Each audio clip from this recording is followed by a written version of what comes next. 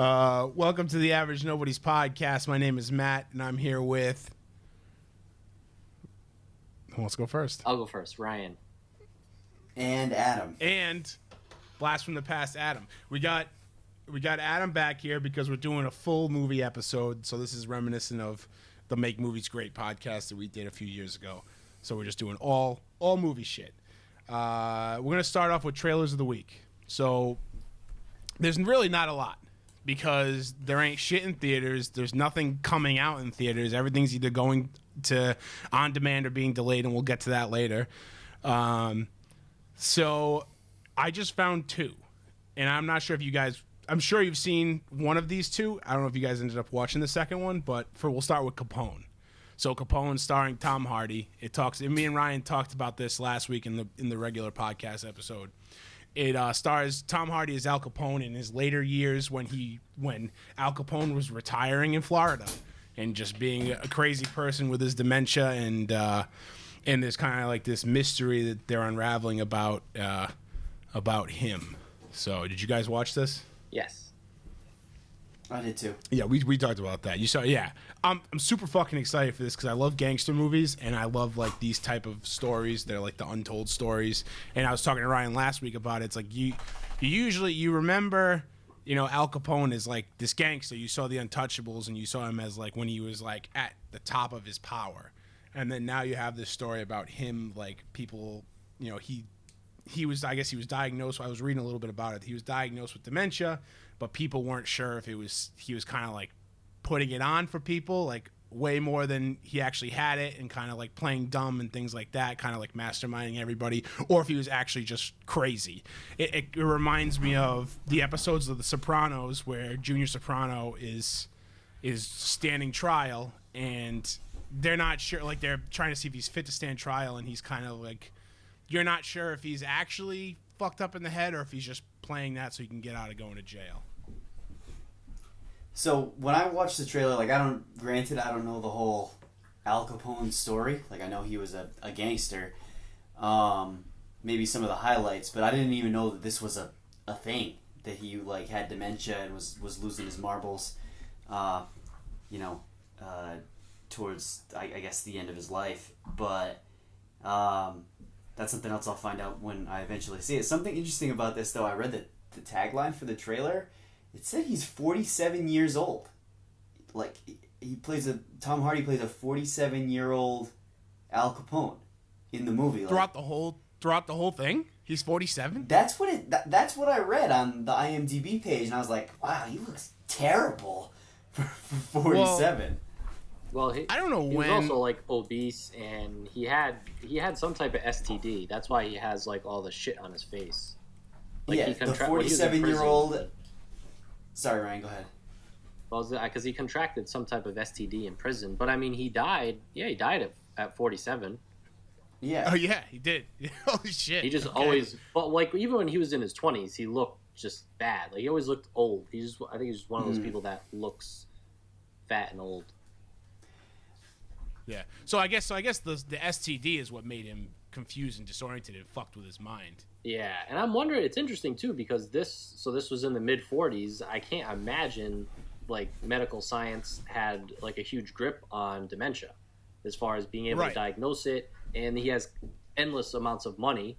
So you also bring in the fact of like he could have just paid a doctor off to take the stand and say, yes, he has dementia. And like how are you going to even argue that if you don't know a lot about dementia?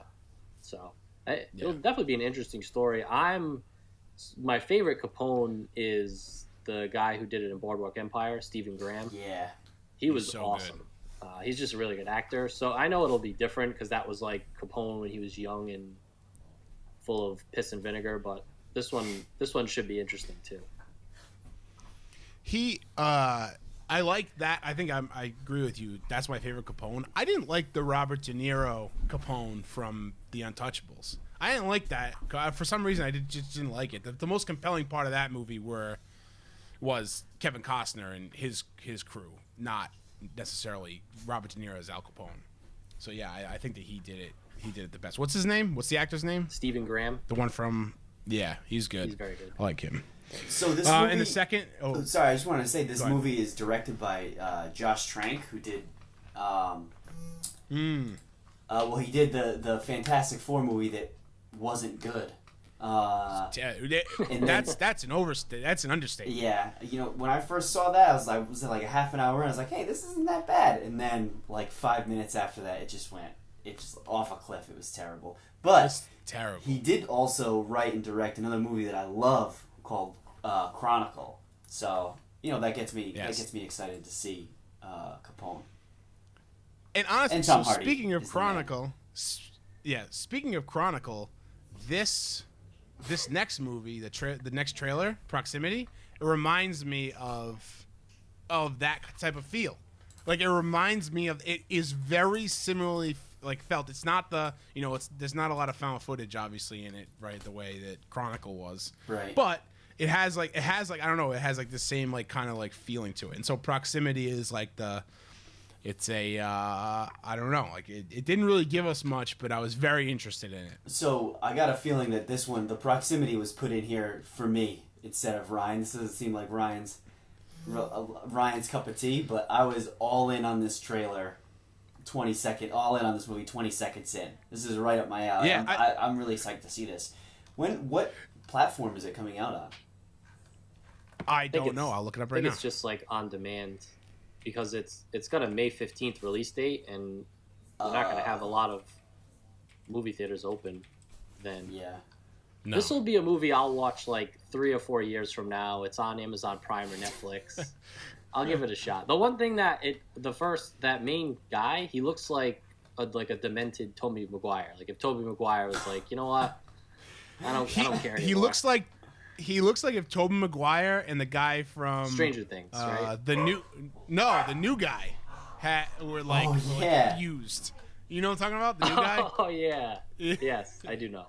He does look right? like And the guy from Road Trip. He kind of does look like the brother in Stranger Things too, a little bit. Yeah, A little bit. Not His name's all. Ryan. So His real name. Oh, yeah. great. But anyway, so to jump into it, it looks like this guy either he meets up with aliens or he gets abducted by aliens. It doesn't look like it takes place in the present, right? Because he's got like that big dookie ass camera, and there's kind of some cues to it being like, I don't know about 80s, but it definitely has that vibe. The 80s are. Okay, all right, good. All right, same. Has to be some cutting. Okay. Yeah, it's all right. Okay, so I don't know where I left off, but the fucking outside just fucked with my internet, so I'm back now. So Proximity looks like an alien abduction or alien like visit, kind of encounter of the third kind type movie. We were just saying it kind of has like an 80s vibe to it. The guy goes out to see what there's like a meteor strike, or they think is a meteor strike, and he has like this giant dookie ass camera, so it leads me to believe that it's not like a present day film, and it looks kind of like right up mine and Adam's alley. And like you were saying, Adam, it's not really something that I picked for Ryan. Honestly, Ryan, I tried to get a third movie on here that might appeal to the three of us, but there ain't shit for new trailers right now. There's nothing other than what we've seen. They just Matt, released the new What'd you say? Adam Sandler Netflix trailer. I did. Oh, really? I did What's see that that about? trailer too. Actually. Oh, I didn't see that. Looks just as good as all the other ones. What is it? I don't know. David Spade's the main guy, and he meets this gorgeous girl, and it's like Does Adam Sandler kiss her? Kiss the gorgeous girl? I don't know if I didn't watch the whole trailer. I don't know if So must be Adam called The Sandler's Wrong not in the Missy. trailer at all. I think it's called So The it's- Wrong Really? Missy.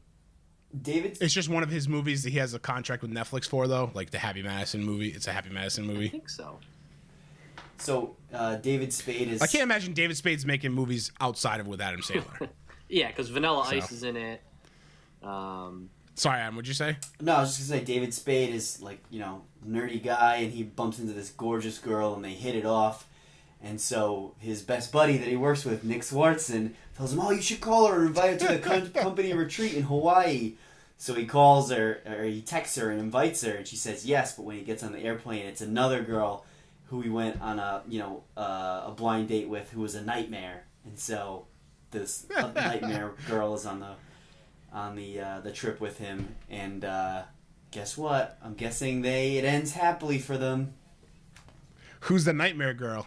I didn't recognize her. Oh, okay. I did want to say though, that proximity. You know what it reminds me of, Matt? You remember that movie, The Signal, that came out a few years ago? Like that. It seems like it would be that level of movie. You know what I mean? Not like a blockbuster movie, sort of under the radar, but still solid. Like that movie, The Signal, is solid. But I mean, I recognize, like, what's his face was in that. Lawrence Fishburne was in that movie, very briefly, but. And the main kid in it now is like a pretty big deal. He's Nightwing on Titans. Yeah, so... Have you watched Titans? No, but, you know, I know he's Nightwing. Yeah, so that's it. I mean, that's all we got for trailers of the week. So we'll get... So usually we did a segment called New in Theaters, and right now it's nothing. There's nothing new in theaters because every single fucking movie theater is closed. I gotta be honest, it's getting close to like going out to the bar, or going out to restaurants, and going to the theater. Like, it's getting pretty close between what I miss the most about going out and doing normal things. I really miss going to the movie theater. Like, I really miss going to see movies. There were a lot of movies that were, you know, at the tail end of their theater run that I wanted to see that I just didn't get to see, like 1917 and The Gentleman, and just there was a ton of movies that I really wanted to see. Birds of Prey, you know. Birds of Prey, yep, fell into that category for me. So. And I went twice a month, pretty like at least twice a month. Sometimes it was once a week if there was something good out. But I guess the silver lining to all of this is that eventually we're gonna have like a fucking like ridiculously packed year next year full of movies that have been delayed. Right. So, and some of those movies include, so I'll just go through, I have this list of all these delayed movies. So in case you didn't know, these are the movies that are being delayed. No Time to Die, the James Bond movie, got pushed to later this year. That's not really a huge deal. You still get it this year. A Quiet Place Part 2 got pushed to September 4th from earlier this year. It was supposed to come out in a few months, or in May, I think. Fast 9 got pushed an entire year. I'll skip over a few of these that don't really matter. Mulan got pushed. The New Mutants, and what else is new is this movie can't get out of its own way. It's never coming out. This movie's been coming out. This movie's been coming out for, 3 years now. Ryan, so the girl that plays Arya is in the New Mutants. They must have filmed this movie 4 or 5 years ago. Yeah, definitely. She must look so much younger. She's gonna look. She looks so young in it. And who else? Who else is in it? There's a pretty big star in it too. The brother from Stranger Things. Yes, right. Will's brother from Stranger Things is in it, and they must have filmed this after season 1 of Stranger Things. Yeah. Because that's when he was probably hot, and they had they must have filmed that to season 1, and it got pushed back. They did reshoots, all these fucking reshoots. They re-edited. They launched a trailer. What was it? They launched a trailer for it when we were still doing the Make Movies Great podcast. Yeah, they did. And they launched a trailer for it, and then they delayed it indefinitely. Yep. And then they finally got a release date for this year, and then now it's being pushed again, and they don't have a new release date, which is just fucking hilarious. Wow. This movie. They should just put it out and be done with it. Because at this point, no one's going to see it in theaters. Nobody's, especially after the bad taste in our mouths we have from Dark Phoenix. Oh, what a mess! Dark. What is that? Yeah, X-Men Dark Phoenix. Yeah, that was a Dark. Yeah, Dark Phoenix. For the bad taste we had from that, no one wants to see a mutant movie unless it's Deadpool. So. Wonder Woman got pushed, which is sad because we've been waiting a fucking long time for Wonder Woman. It's also crazy to me that they didn't immediately start filming this Wonder Woman right after the first one because of all the success. Yeah. Ryan, did you see Wonder Woman, the first one? Yes. So for those of you who don't know, Ryan's not the biggest fan of all these comic book movies, but he has been watching the Marvel MCU movies. But this was a movie that transcended most of. Transcended most superhero movies. It was such a phenomenon at the time, and for them now, this is Wonder Woman came out in 2017. Yeah, I feel like it came out. I saw it in theaters. I really liked it. I thought it was good. Yeah, it's so for them to wait this long and now for it to be pushed, it's just that kind of sucks for that. Ghostbusters Afterlife is kind of a gut punch for me. It's moving to 2021. That sucks. Top Gun, it's still this year, but it's Christmas basically. Candyman, and this is another thing too. So I was thinking about this, and now I'm curious to get your guys' opinion.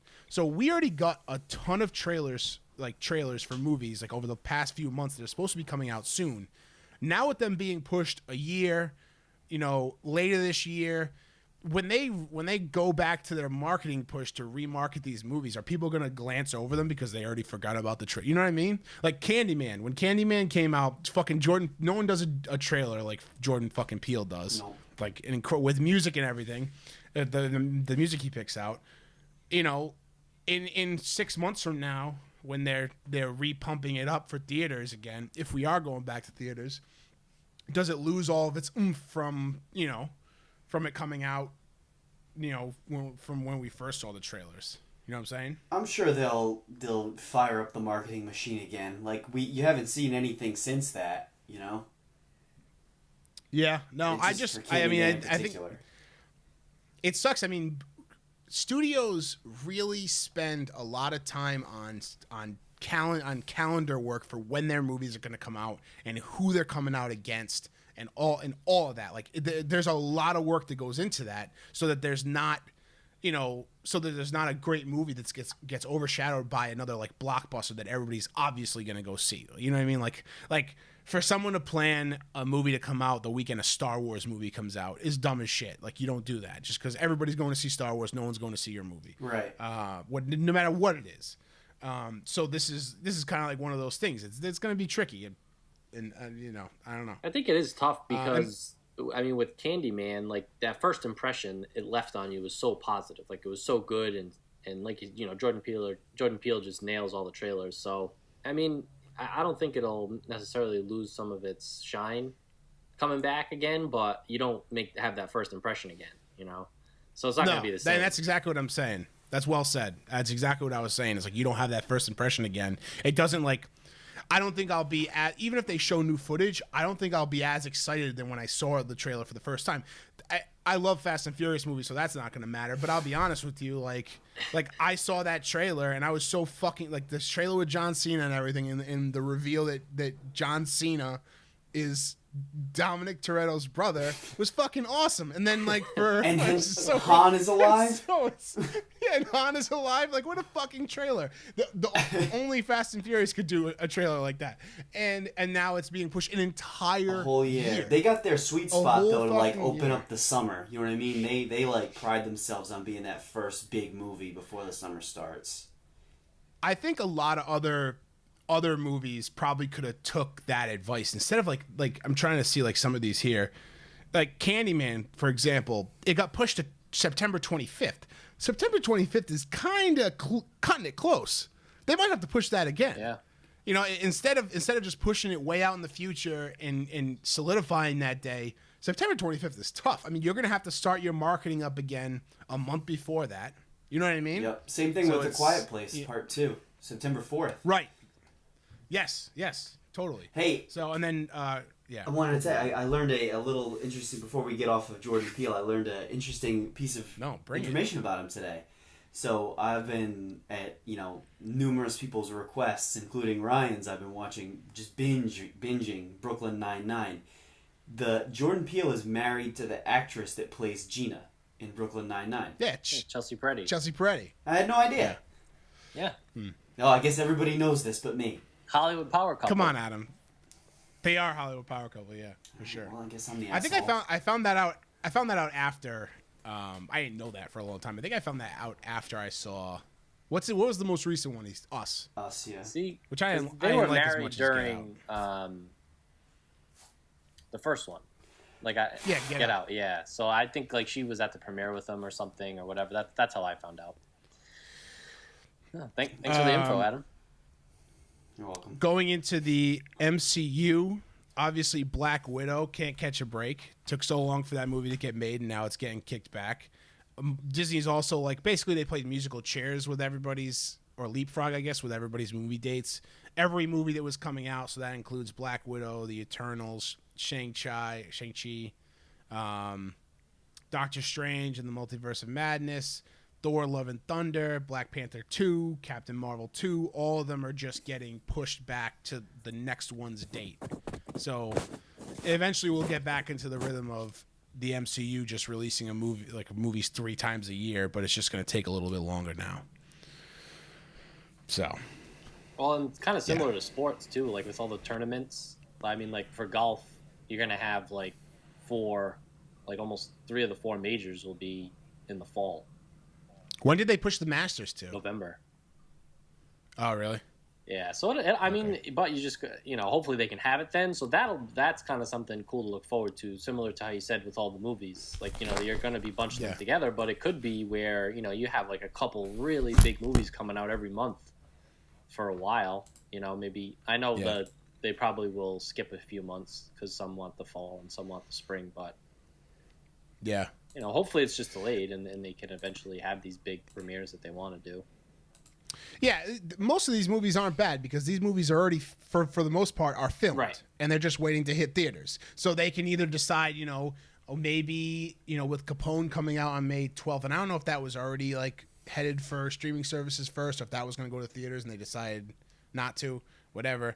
They can make decisions. Are we going to postpone? Are we going to launch it on streaming services? Whatever. But for other movies, there's some movies, obviously, that are being filmed right now that's more troubling than those movies, than the movies that are already filmed, because who the fuck knows when the production's going to get back in. And also you have actors that have very tight schedules when filming other movies. Right. You know what I mean? So Mission Impossible 7, there's an untitled Elvis movie being filmed right now with Tom Hanks. He's not Elvis, obviously, but...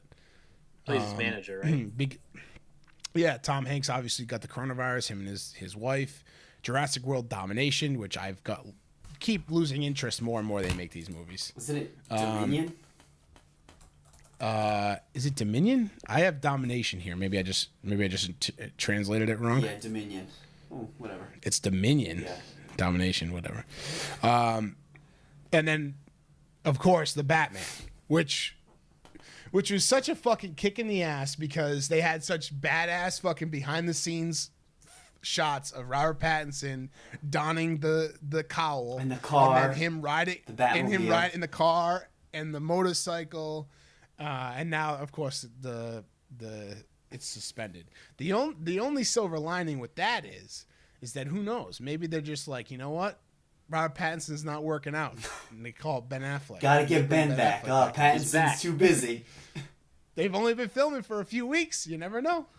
It seems like the DCEU hasn't been as affected as much, but like, so it's because they ain't making shit. Yeah, well, I mean, they have. I'm trying to think what they have scheduled. Like, Wonder Woman 2 is filmed, ready to come out. The Suicide Squad is filmed, ready to come out. But then their schedule is pushed out as far as the Batman and the Flash and Aquaman 2 and whatever else they have in there, Shazam 2. Whatever else they have in their plans, like those are still like pre-production, so they haven't quite gotten the ball as far rolling. Like I know the Marvel movies that we mentioned, a bunch of them have already like started. Well, the Eternals is filming, Shang-Chi is filming, right? Something like that. Yeah. Well, so what about the Flash movie? Because I missed this. Yeah, I just saw that. It was the same release that I saw when it said that the Batman got moved back 4 months, but the Flash got moved up 1 month from October 22 to September 22. So I'm excited that they're sticking with the Flash movie. This whole thing really doesn't bode well for it, but I'm glad that they're still sticking with it and moving it up. I mean, it's not bad. That's good. Hey, how long did it take them to get a director? They finally got one. That's true, and we'll see. I mean, I think we've been down this route before. We have. So anyway, is there anything else you guys want to touch on before we move on and talk about the movie we watched this week? No, I'm kind of mad that Top Gun is getting moved back, but I understand. But I really want to see that movie. Yeah. That's gonna be a nice Christmas time movie. Think about that. True. Think about saving that nugget for when everything's all good and this fucking virus is gone. Cross our fingers. And we get to, December 23rd rolls around right before Christmas time. Pop into a theater, see Top Gun Maverick. I'll probably go on Christmas. I love going. I would have loved to see it in the heart of the summer though, and then we get our aviators on and play some volleyball and. Yeah, that would be perfect. Skin tight jeans. Oh, that'd be good. Cigars, yeah, exactly. Oh man, that'd be good. So this week we watched a movie. It's an Amazon Prime original. It's called Blow the Man Down. Blow the Man Down was directed. I'm going to go a little info and then we can get into what we thought. Blow the Man Down was written and directed by Bridget Savage Cole and Danielle Crudy. Don't know either of them. I looked up their IMDb's. Danielle Crudy was a grip for one of the Transformers movies. So there you go. So the synopsis here: Mary Beth and Priscilla Connolly attempt to cover up a gruesome run-in with a dangerous man. To conceal their crime, the sisters must go deep into the criminal underbelly of their hometown, uncovering the town's darkest secrets. Takes place in Maine.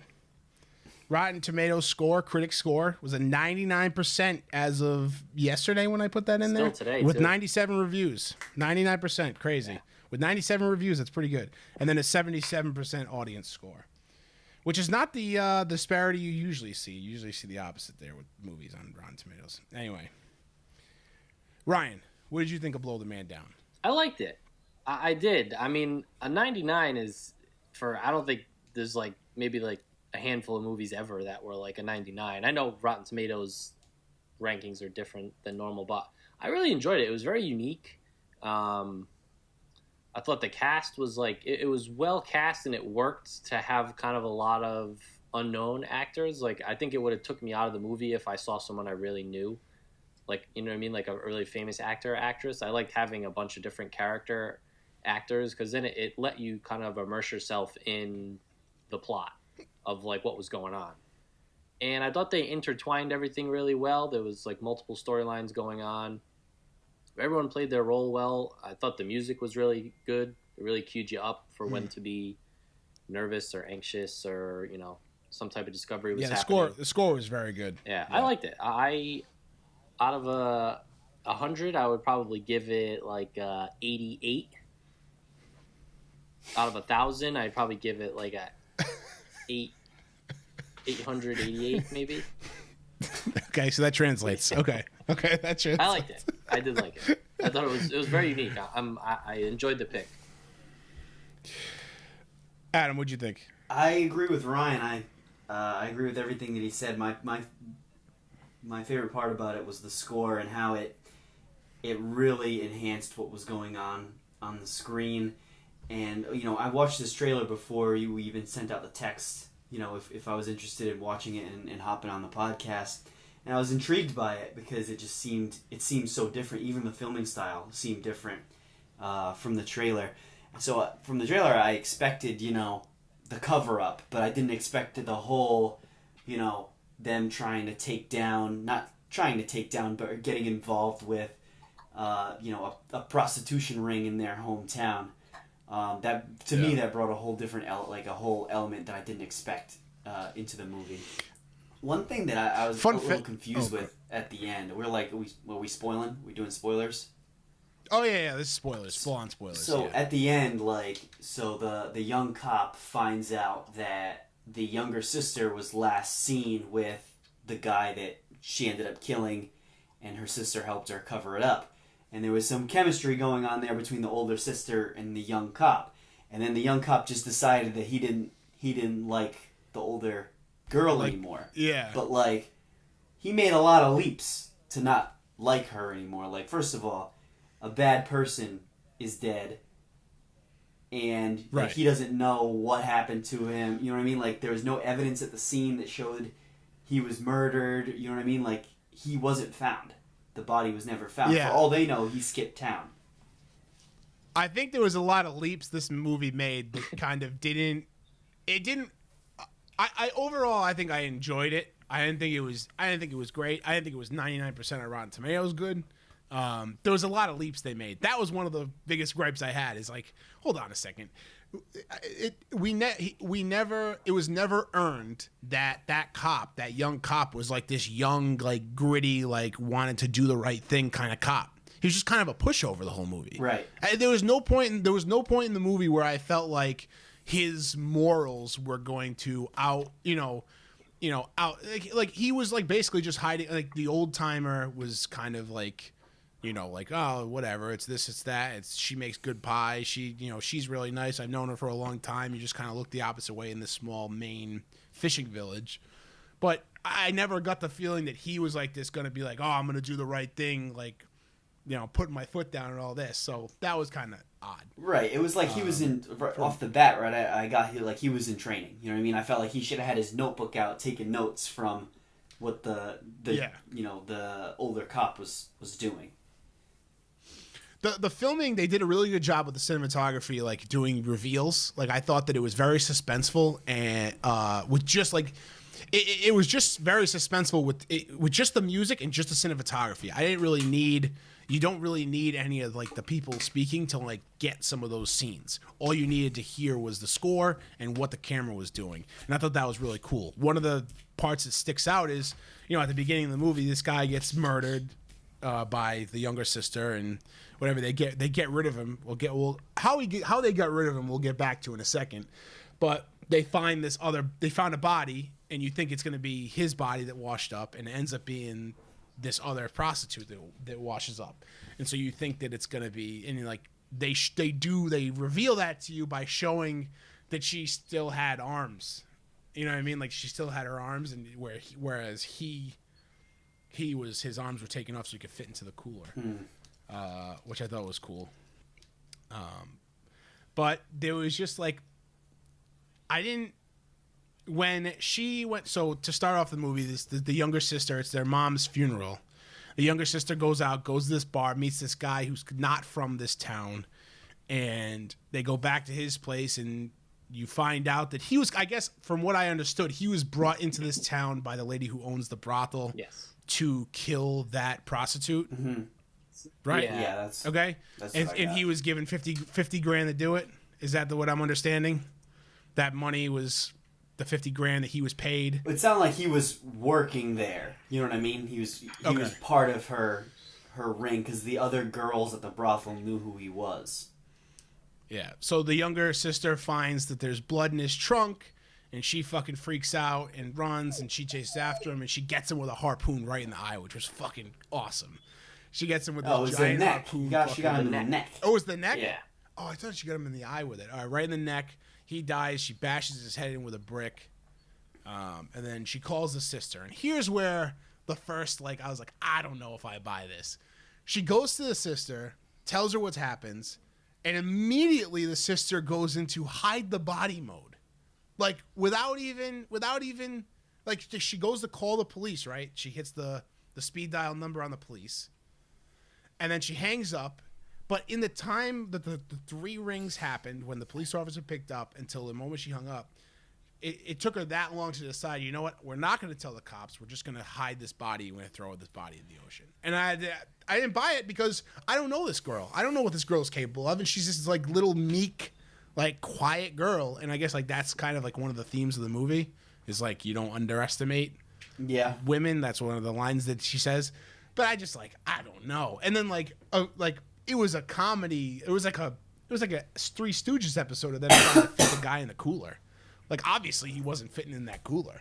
So I'll hop in and say I really enjoyed this too, especially because it was a lot better than I expected it to be. On the one side, I really liked how those 3 older women sort of ran the town. I thought that was pretty funny. And funny how they did it too. But one thing about the whole murder, it was call the cops. He attacked you. You defended yourself. He murdered this other girl. End of story. It's pretty cut and dry. Right. There was plenty of reason. He had a gun in his car. He had bondage shit in his trunk. He took you out to this weird house. Hair and blood in his trunk. He was about to kill you. And it was pretty obvious. And you, not only did you save yourself, you got rid of him too. So that's number 1. Yeah.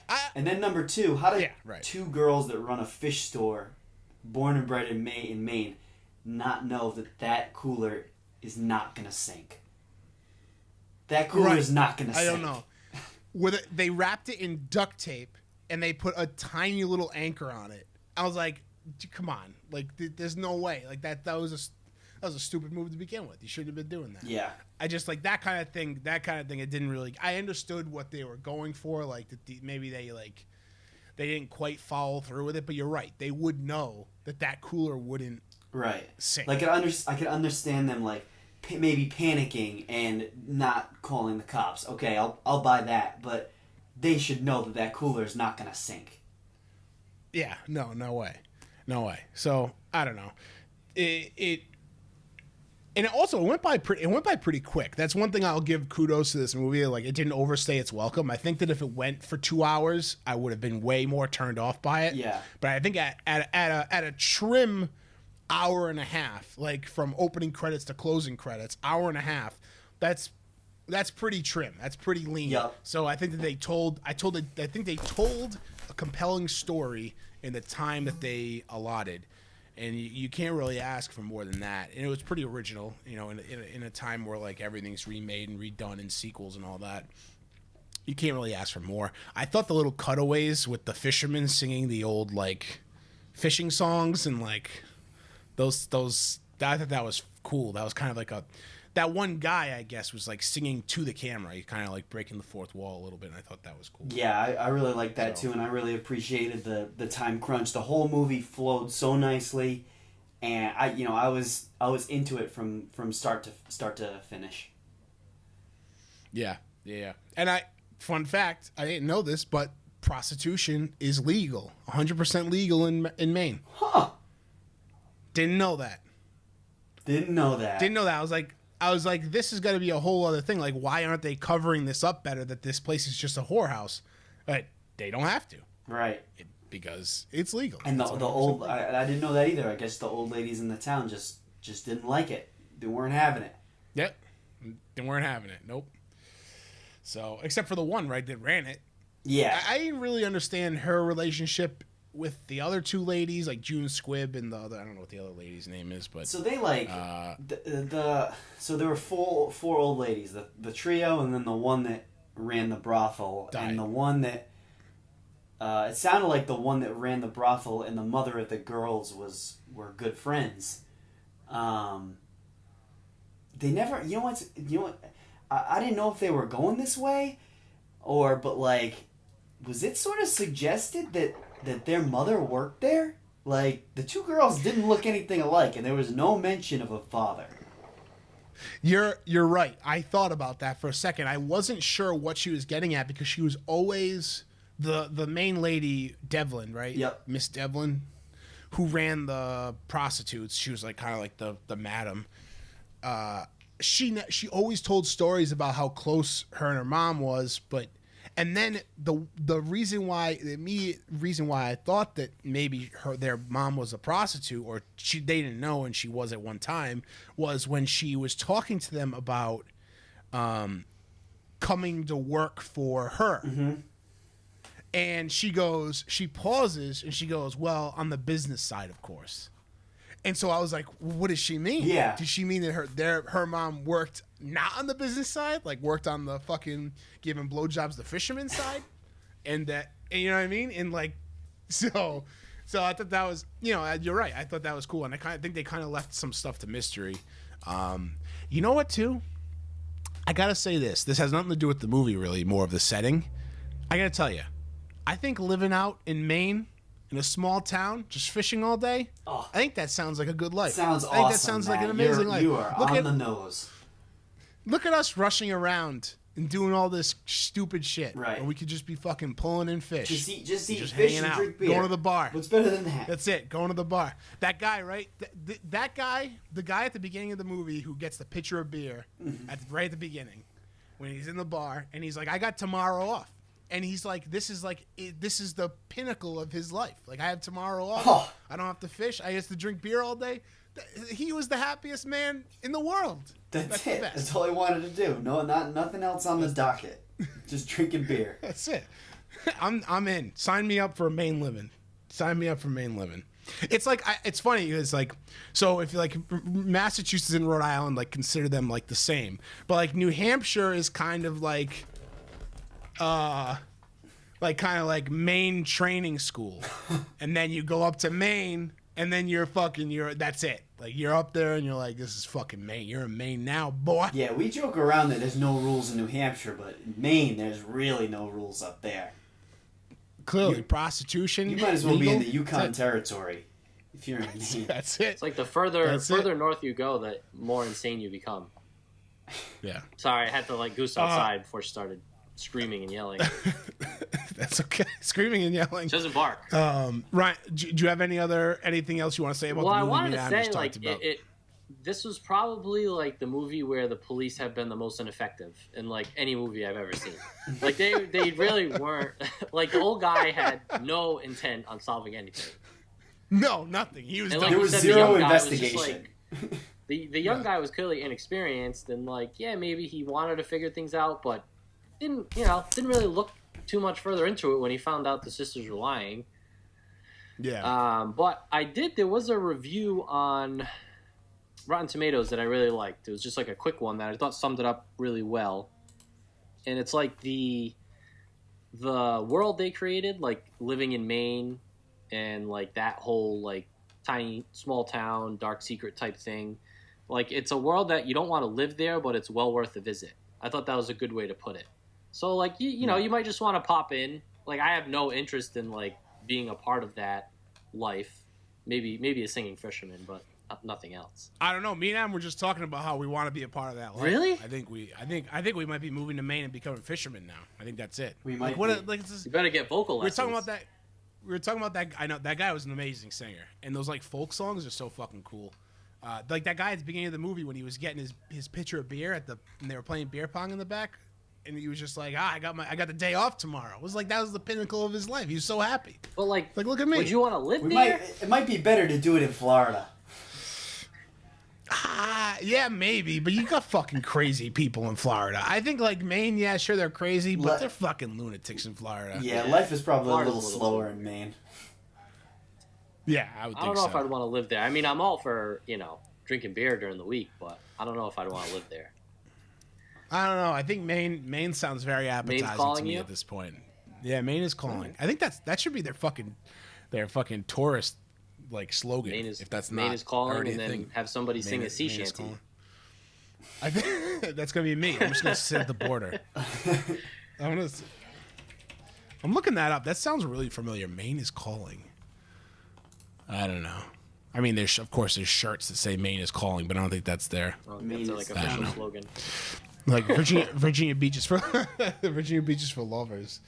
Okay, or Virginia's for lovers. Anyway, all right. So that's it for the majority of the podcast. We're gonna do something a little fun right now. Ooh, wait. Do you want to do one for next? Review? I mean, I don't know if we plan on doing this again next week, but fuck yeah. So. Yeah, do you have one to suggest? Yeah, I've been wanting to see this for a while, and I need an excuse for it. It's also on Amazon Prime. It's called High Life, starring Robert Pattinson. Perfect. High Life, starring Robert Pattinson. That's going to be the movie for next week. No problem. That's great. Cool. All right, let's see. Where am I here? Okay. So we're going to play a little game. I call it the Logline Game because that's as basic as it gets for the name of the game.